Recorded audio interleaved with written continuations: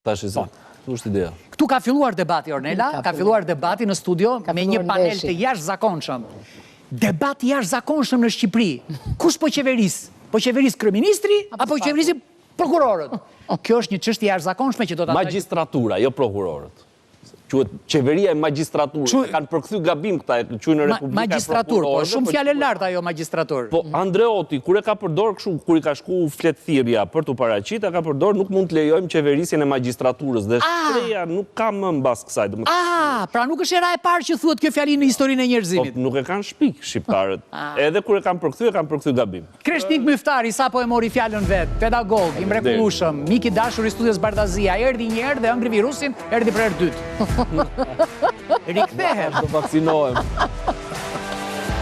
Rikthehet Edmond Stojku. Ai di të flasi vënçe, po nuk jemi në vënçe, jemi në ndeshje. Ndeshja me vënçen ka ndryshim, sepse këtu në ndeshje ndeshen pikpamjet. Kurse në vënçe ka edhe kopaçe, po këtu jo. Dhe kush kthehet në studion në Bardazi, do thoni ju, një mik i dashur, ai është abonuar prej shekujsh në Bardazi. Qysh kur Bardazia ka lindur, profesor Enrico Ceko, faleminderit që jeni miku jon. Kjo çështja që po diskutojmë sot është si puna e asaj pyetjes shekullit 14, kur bie miza në një gotë me ujë të bekuar, bekohet miza apo qelbet uji? Elshoja ai.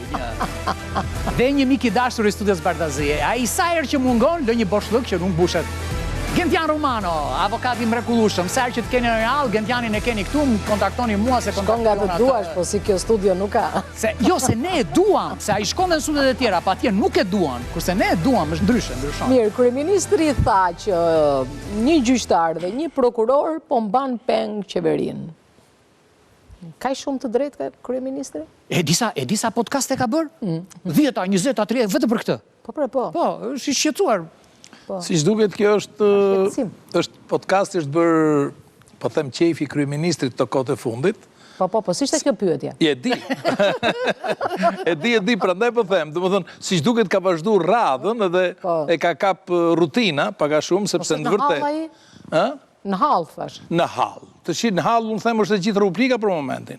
Nuk është vetëm ai. Situata po rëshqet nga durët, sepse... Po sa e vërtet është kjo, Romano, kjo që tha kryeministri? Ke podcasti? Jo, kjo që ka thënë me letër. Një gjyqtar dhe një prokuror ka mbar peng qeverinë. Ka vi kushtetuese ai për këtë? Pa diskutim që kryeministri ka dhe disa momente kyçe që kërkon që të sqaroj dhe të interpretoj situatën e krijuar nga... Si konstitucionalist si është? Ti po fletë si brenda qeverisë apo kështu si? Unë. Si po ma jetë? Unë jam avokat. Unë flasë gjithmonë si avokat. Po, tani si avokat, ka të drejta i? Unë flasë atë që... Po, diskutim. Fjalla është e lirë. Pse mos të thotë atë? Po, është marrë vërtet peng qeveria? Nëse është marrë peng qeveria, është rrezikshme. Hiperbola, atëherë le të them. Ma e ka dorë vetë qeverinë, ma e ndron vetë qeverinë, e emron vetë ministrat. Nuk është ashtu i nderuar. Si merresh ka...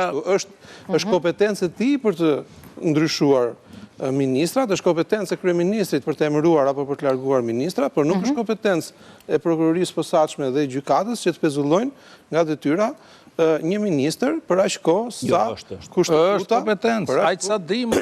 Nuk ka konflikt kushtetues. Të bjem dakord që të mos bjem dakord. Po. Kjo është ajo, domethënë që këtu opinionet, ne japim opinione, gjykata kushtetuese do ta vendosi këtë çështje. Po, zëres jeni kandidat për gjykatë kushtetuese. Nëse për deputetët, pra që janë të zgjedhur, nuk lejohet aplikimi neni 242 kodit procedurës penale, atëherë edhe për ministrat, të cilët kanë, sipas neni 103 paragrafi 3 i kushtetutës, kanë po të njëjtin imunitet si deputetët, duhet jetë e njëjta situatë. Tashi në qoftë se e lexojmë ligjin, ashtu siç shkruhet, pra mos ta interpretojmë ndryshe apo të bëjmë sofizma mbi ligjin, është kjo. Tashi më fal, mund ta them të fundit. Po, patjetër, me kënaqësi.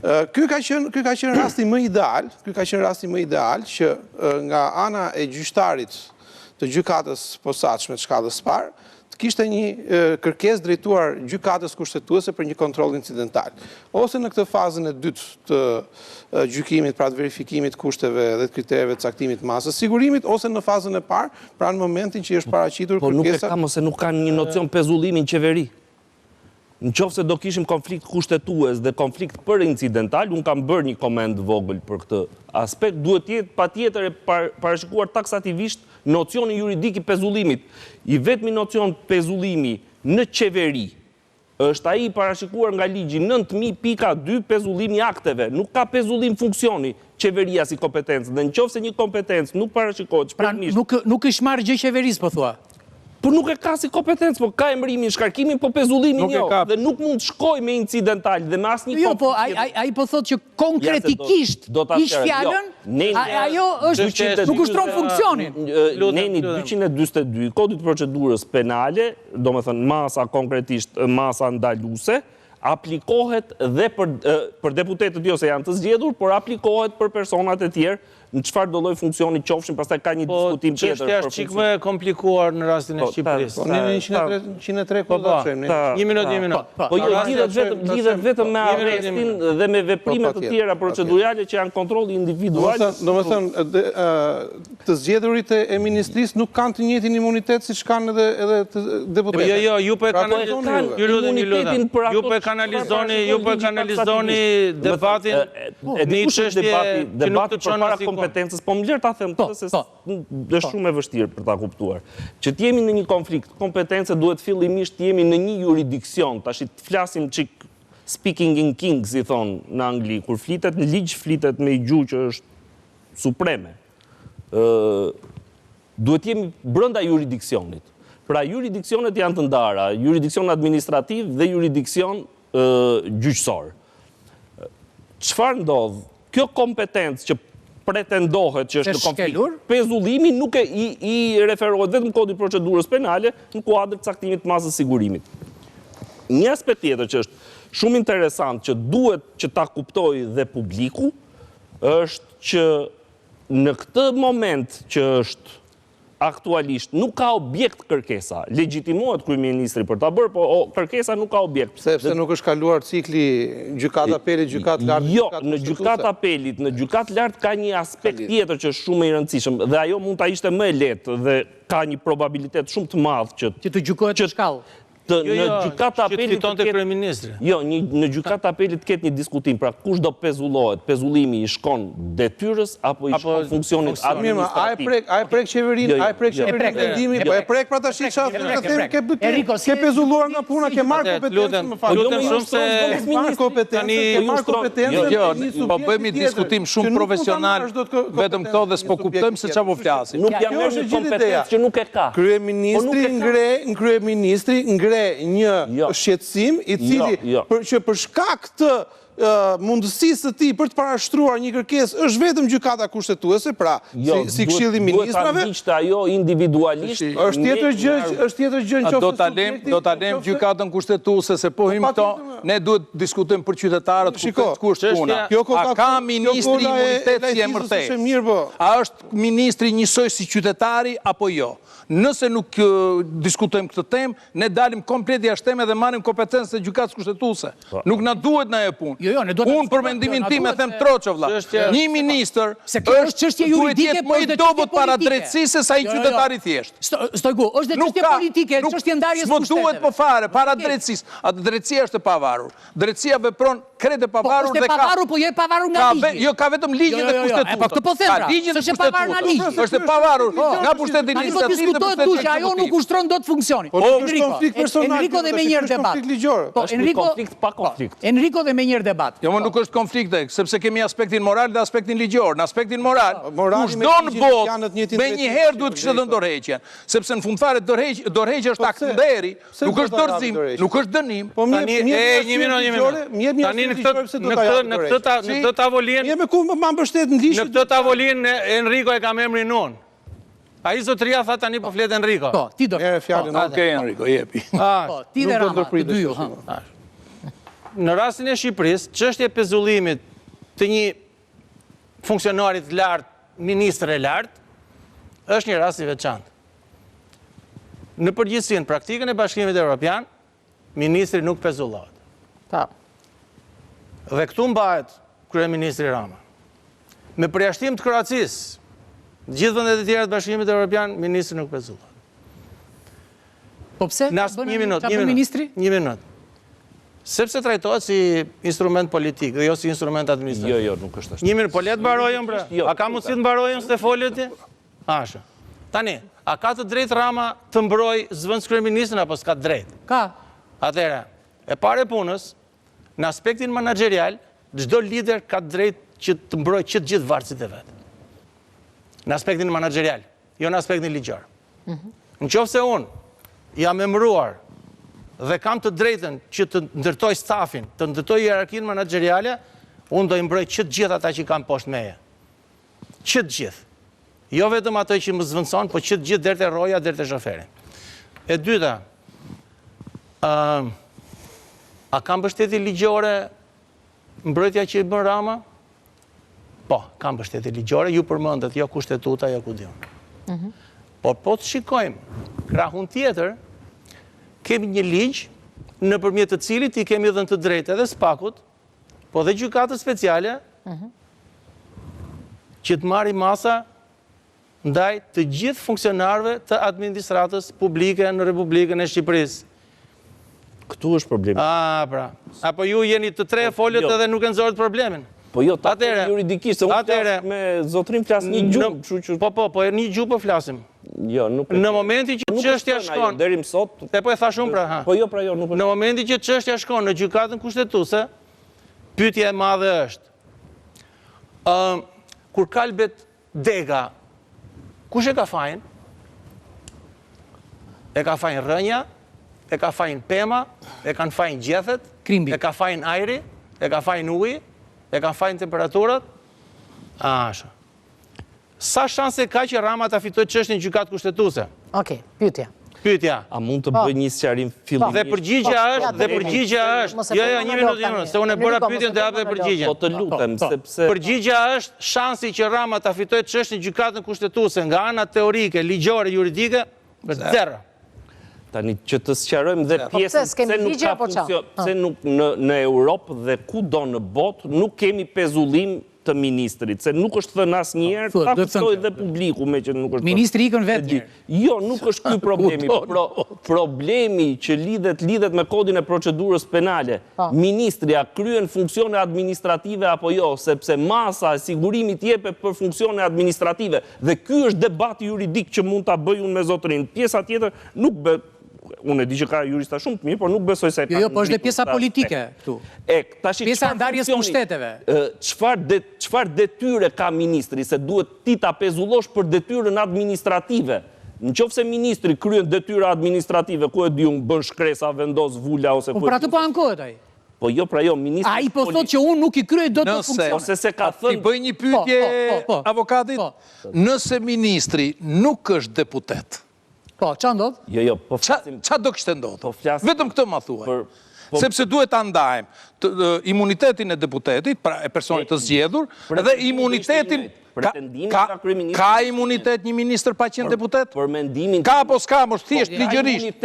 Po të pyes ligjërisht. Po për arrestin, kontrollin e banesës dhe kontrollin fizik më tash. Po, atëherë, pra ne më do të thonë, për mendimin tim... Nuk ka imunitet për të tjerat. Po pra ne po të them, pra, ministri nuk gëzon imunitet, se nuk është i zgjedhur me votë. Ministri është i përzgjedhur nga një kryeministër. Do ta thjeshtësoj fare. Duhet ta ndajmë këtë punë, se kjo është për t'u ndarë. Po folëm juridikisht këtu, askush do na marrë vesh çfarë tha. Jo, është shumë e thjeshtë. Pse nuk ka kazuse në Europë të pezullimit të një ministri, sepse Europa nuk e konsideron ministrin funksion administrativ dhe pezullohet vetëm funksioni detyra administrative.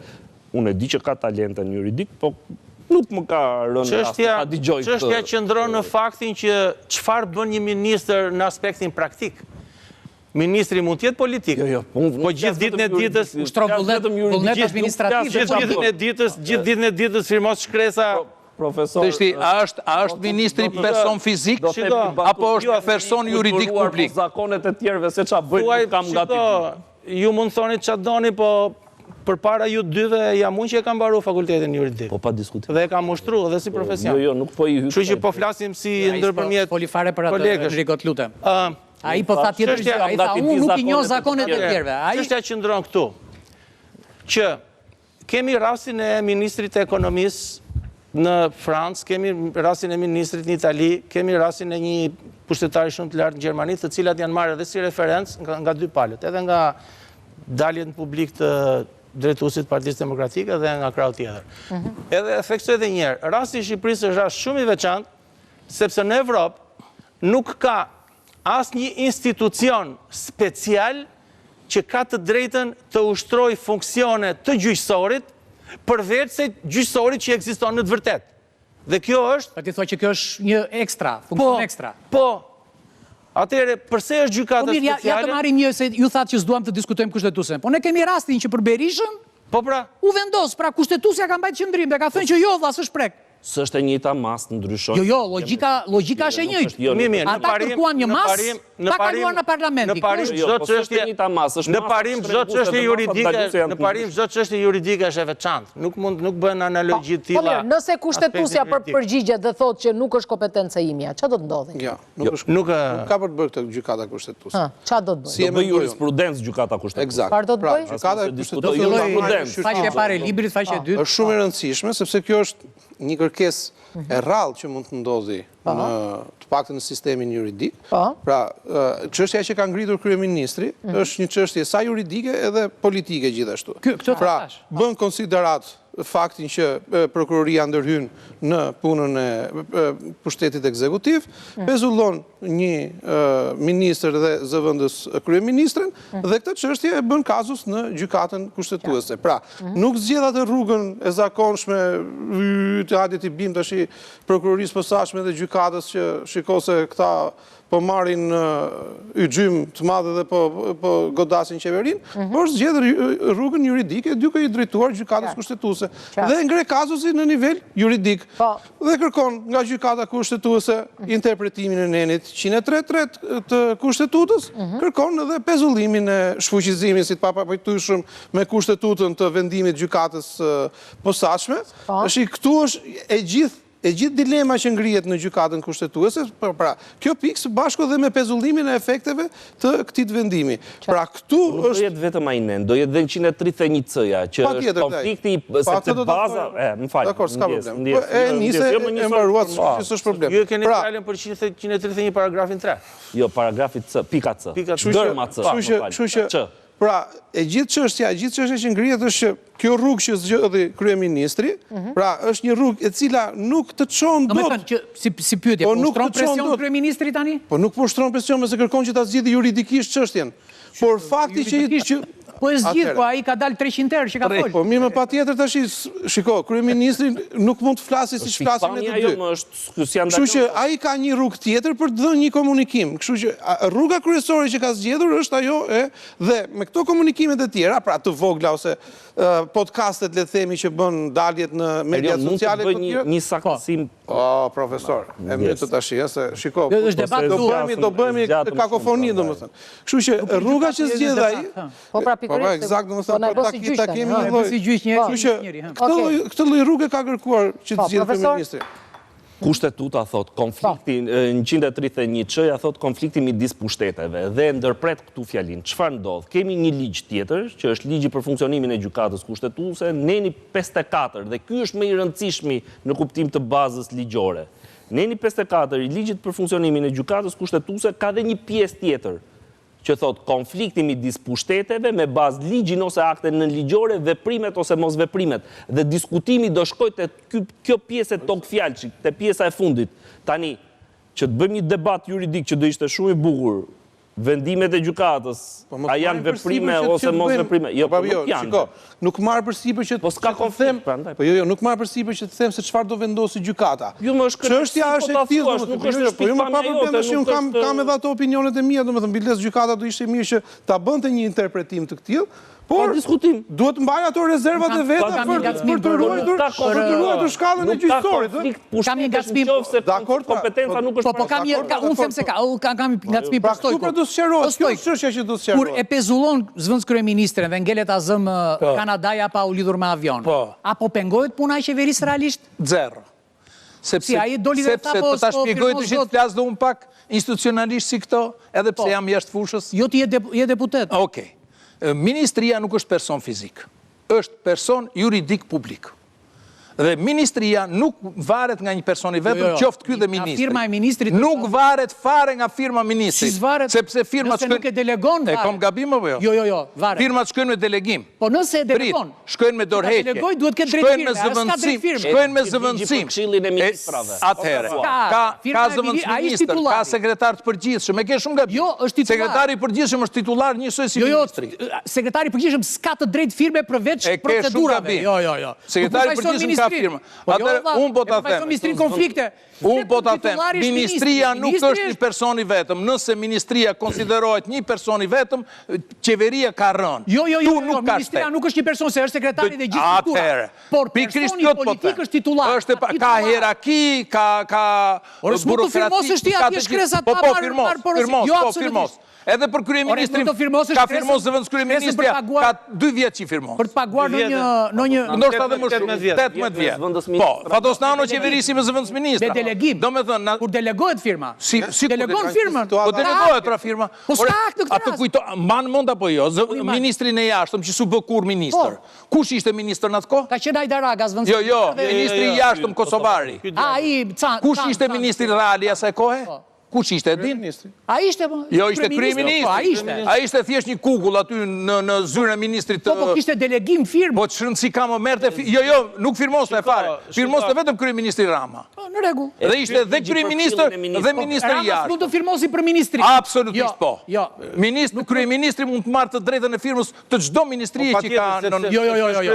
Të se bëndot. Po, prandaj pra pa e thot jo. Unë i them po. Ore, unë si jam jurist, Pinde që kryeministri nga zyrat e ti të pezulloj gjithë qeverin, që shtu? Mund të pezulloj gjithë qeverin. Jo, të doja i, me firë. Nuk pezullon. Nuk e pezullon do. Po këtë po them. Ore e shkarkon fare dhe e mban ministri në përgjithësinë Po mos ishte kryeministri, mund të linte pyetja kush do firmosi.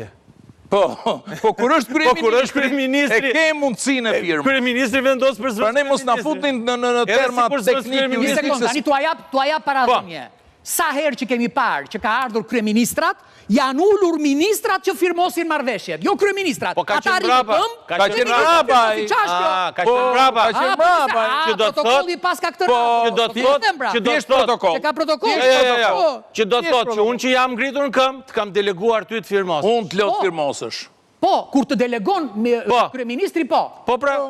Kryeministri po të dojë zgjedhë një kryeministër tjetër. Po ta zgjedhë, pra. Po, po në këtë rast ai thotë që ju po pengoni punën e qeverisë, se si duket I vetmi që pengon punën e qeverisë është kryeministri. Pa e mund, të gjithë të tjerët poshtë janë zëvendësueshëm brenda 1 sekondet vetëm. Tash kemi me 10 akte që janë penguar. Tash unë po të them ato akte mund t'i firmos vetë kryeministri dhe s'ka mund t'i firmos vetë kryeministri dhe s'ka asnjë lloj problemi.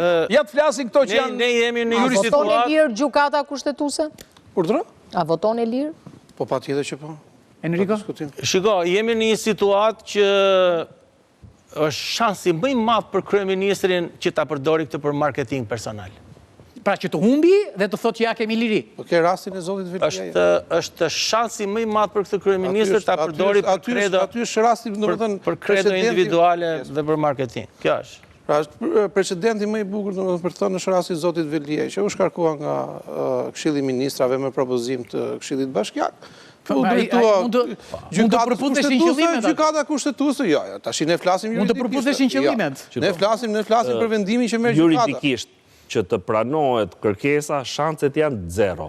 A do krijohet jurisprudencë? Jo, kërkesa është pranuar. Jo, për tu... Jo, është pranuar, do kalojnë gjykim. Jo, nuk është vendosur akoma. Është se tash la për datën 20. Është lënë. Datë 11 diun. 12. Është lënë për datën 12. Për tu shprehur a do pranohet. Për të shqyrtuar. Për të shqyrtuar. Pastaj kalon. Se ajo Tresha që mori vendim. Nuk i mori vendim. Tresha mori vendim që të shtyhet për datën 12. Jo të shtyhet, nuk mori vendim. Duke mos marrë vendim, do mblidhet trupa. Gjykata. Gjykata do vendosin. Ne kemi të garantuar të gjithë dhjetori me telenovel me fjalë. Kjo është ide. Po, do ketë interesant do jetë. Kazusi është unik, është shumë interesant, vetëm do t'i shërbej drejtësisë, vetëm do t'i shërbej jurisprudencës për të ngritur procedurë. në kuptimin për procedurë dhe për funksion, por Kryeministri tha Venecia është okej, tha. Shanset që të pranohet në gjykatë kushtetuese janë zero, sepse kryeministri nuk ka kompetencë taksative nuk legjitimohet. Megjithatë, gjykata e apelit, GKK-ja dhe gjykata e lartë mund të ndërhyjnë para se të arrit. Jo në kuptimin e konfliktit kushtetues, por në kuptimin e konfliktit juridiko-penal, për shkak të nenit kodit procedurës penale, për atë që sapo diskutuam, a do jetë pezullimi vetëm për aspektin administrativ, apo do jetë prandaj bota nuk ka kazuse. Kjo që thot profesori është, nëse gjykata e apelit për shembull rrezon vendimin e gjykatës shkallës parë, kërkesa në gjykatë kushtetuese ngelet pa objekt fare. Dhe nuk do të zgjidhet kjo çështje mrekullueshme juridike. Por ndoshta si kërkues që legjitimohet kryeministri mund të kërkojë gjykatës që të bëjë interpret vijoj me interpretimin. Ajo do pyeten palët, do pyeten palët. Do të zgjidhet në themel kjo, edhe për të tjerë. Pika kryesore që ka të bëjë me shfuqizimin si të papajtueshëm me kushtetutën, pra në rast se një vendimmarrje që rrezon nga gjykatat e apelit apo gjykata e lartë që rrezon vendimin e gjykatës shkallës parë, automatikisht e tani çështja është shumë e thjeshtë për mua. Preket qeveria, s'preket qeveria. Ka çështje. Po ta shpjegoj. Ta shpjegoj. Jo, po kjo është është e prekur ose do të çfarë thua, po është e prekur për lërë. Jo, është e prekur. Është e prekur kur s'ka funksion, jo për funksion. Është e prekur qeveria, domethënë në mënyrë të drejtë për drejtë është e prekur. Çfarë do të thotë? Çfarë do të thotë pezullim? I një funksionari të lartë shtetror. Po. Cili është koncepti pezullimit? Mos futet në zyrë, mos bëj punë për 3 muaj. Deri në 6 muaj është shtyrje, se ai afati. Atëre, mos kemi në i tentativ që të kaloj kjo afati? Një. E dyta, ky pezullimi a pengon në të vërtet punën e qeverisjes? Dhe ky pezullim a është bërë në të vërtet që personit mos futet në zyrë me idenë se mund të shkatroj provat e... A futet në zyrë? Jo, zero. S'ka mundësi. Pra, po ta lexoj me kujdes argumentin e pjesës së hetimit. Çfarë thot pjesa e hetimit? Unë kështu do kapesh, unë po të isha si kryeministri do isha kapur te kjo fjalia që kanë shkruajt këta, që pezullohet, cila është arsyeja pse është pezullu? Se mund të prishi provat. Mos prishi provat. Po, ajo është në kompetencën e gjykatës posaçme të apelit për ta shqyrtuar, jo gjykatës. Jo gjykatës. Kjo është thellë. Po mirë, tani një pyetje e fundit edhe pastaj do kalojmë në konkluzionet. Si zgjidhet kriza, kjo krizë, pa dëmtuar qeverinë? Po s'ka më krizë. Po e ka ndorë me erion qeveria, e zgjidh për 1 sekond. Zgjidh një zëvend kryeministër dhe ministër tjetër dhe e ka marru punë. Jo, një sekond, ajo tjetra të rritë të shikoj si del pra rusht?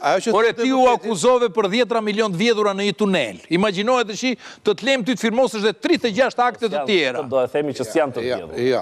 Aktualisht nuk janë të vjedhura. Po bipo, të e marja e pande ursi si meret. Tu duhet kemi qi kujdes, pa dhënë vendimin përfundimtar gjykata, askush nuk mund të quhet fajtor. Prezumimi pa vëmur, po ne të 4 që jemi këtu s'na ka marrë njëri të Deri ditën e fundit, nuk quhet vjedhje, sepse akuza është për shkeljet barazi. Do dalin gjitha, mos e kime. Po mirë, më le dalin më, po ne pasim për fazën aktuale. Do dalin gjitha. Po ne jemi në fazën aktuale, pra kemi një dyshim për kryerjen e një vepre penale nga dyshim, le të themi, është dyshim i parë, dyshim. Qeveria do dhe futet në ngërç. Qeveria del nga ngërçi për 1 sekond vetme. Ka individ sa dush, edhe brenda forcës vetë politike për moral që duhet ruajmë edhe me publikun edhe me po. Jo, ne jemi për standardin ligjor, nuk kemi lidhje me standardin. Enrico, më fol pak për standardin moral. Jo. Këtu është diferenca më e madhe midis Shqipërisë. Rion Kristo, më fol ti të lutem. Diferenca më e madhe midis Shqipërisë dhe Evropës është marrëdhënia midis ligjit dhe standardit. Po. Në Evropë standardi qëndron mbi ligjin. Absolutisht. Në Shqipëri është ligji mbi standardin, po. Dhe në Shqipëri ligjin e bën ma ligji. Okej. Jo, ligjet e kemi të mira, nëse kemi... Shkojmë në... Nga Franca dhe nga Italia i kemi marrë. Jo, në momenti që ligji nuk zbatohet, ti nuk e di se sa i mirë është. Nëse nuk zbatohet ligji, duhet ndërshkohesh, kjo është fjallë. Po nuk e di më shumë mirë apo jo, se nuk e provojnë. Standardi moral, edhe kam thënë në këtë studio, për infrastrukturën morale, kur kam folur, që është një infrastrukturë e pa investuar fare në Shqipëri, ne kemi shkarkuar zëvendësministra për një ark me peshk në sekond, ose njëri piu cigare Piu cigare. Një sekund. Do me thënë, ishin antarë të qeverisë ata se kanë firmosur në qeveri. Në qofse Zëvendësministri është ministër. Do të flasim pak edhe për këtë temë? Po. Në mangësit ministrit, çdo zëvendësministër thirret ministri. Deleguar automatikisht. Le të më korrigjoj. Zëvendësministri është ministër. Le të më korrigjoj, domethënë ose të më plotsoj profesori, shkarkimi i një funksionari, pra i zëvendësministrit ose i ministrit nga ana e kryeministrit, bëhet nëpërmjet një akti administrativ, pra që është emërimi dhe shkarkimi. E ka ai dorë. Po pa ti diskutime ose ministri për zëvendësministrin. Po flas për standardin moral. Po tash po flasim për ato që përmende. Ju mohuat standardin moral. Dhe është akt administrativ. Dhe dekretimin e bën presidenti të ministrave. Po flasim për rangin e zëvendësministrit. Zëvendësministrat i bën kryeministri. Pra, si zëvendësministër, ministri mundet që sot zgjohet, shikon një ëndër me zëvendësministrin e thot, ti do bësh këtë gjë, unë po shkarkoj. Zëvendësministri pastaj ka drejtën të drejtohet gjykatës administrative ose gjykatës shkallës parë të jurisdiksionit përgjithshëm, të kërkojë dëmshpërblimin për zgjidhjen e marrëdhënies punës ose për shkarkimin e këto tjera domethënë. Pra, këto janë gjëra tjera që nuk kanë lidhje me temën. Penalltia jote. Sepse që ta plotësoj pak avokatin... Do të vira për penalti. Jo, e fundit... Jo, ta kërkova... Sepse ministri nuk është funksionar publik, është funksionar i lartë shtetëror, dhe ky do jetë një diskutim tjetër që do apë. Po, kjo është e vërtet. Nuk janë thënë këto gjëra, Elion, besoj se janë me rëndësi për... Ka një koncept që unë kam trajtuar në një konferencë ndërkombëtare dhe njihet si kuadri Enrikos. Ma kanë qytur mua të kuadrin, fremin. Çdo njeri ka një shans që të qëndroj në një kuadrat ku është Zoti, ligji, morali dhe etika. Ose të dali jashtë i kuadrati. Po në qoftë se ky njeri del jashtë kuadratit, nuk është se kuadrati ka ndryshuar vendin. Kuadrati është aty. Zoti, ligji, morali dhe etika janë aty, janë të pandryshueshme. Jeti që ke dal nga kuadri, edhe po del nga kuadri ka rrezik të thysh të qafën. Okej, Stojko? Që të them unë, për mua aspekti moral është shumë i rëndësishëm dhe pikrisht ky lloj standardi ka nevojë të vendoset në Shqipëri. Sepse ne nuk nëse kemi individ kaq të papërgjithshëm në strukturën më të lartë shtetërore, të mundshme, të nivelit të ministër e sipër, unë nuk e di se çpresim pastaj nga administrata tjetër më poshtë. Domethënë dyshohesh, merren provat, të jepet akuza, konsiderohesh i pandehur dhe ti nuk jep një dorëheqje, dhe dorëheqja në fakt nuk është dënim. Dorëheqja është një nder që individi i bën vetes dhe i bën dhe publikut. Pra tregon dhe respekt për publikun dhe respekt për ata për cilët ka punuar, bashkëpunon dhe në fund fare ka marrë dhe fatet e tyre. Sepse nga duart e këtyre harxhohen në 4 vite 8 miliardë euro. Nga duart e këtyre ministrave. Këtë mos e harroni kurrë. Unë kam thënë dhe radhës që kaloj me futbollin në përgjithësi e kam amanet. Po gjithsesi një konkluzion do japësh. Duhet të presim gjyqësorin, kur flet drejtësia të gjithë heshta. Jo, unë se kam këtë fare, unë mendoj që e heshtim vetëm kur vdesin, po? Jo, patjetër, është shumë e rëndësishme që gjykata kushtetuese të japë një interpretim, edhe sa më shpejt për këtë çështje. Për të gjitha rastet. Gjitha. Në publicitet dhe me njerë do takohemi në akuzë. Po.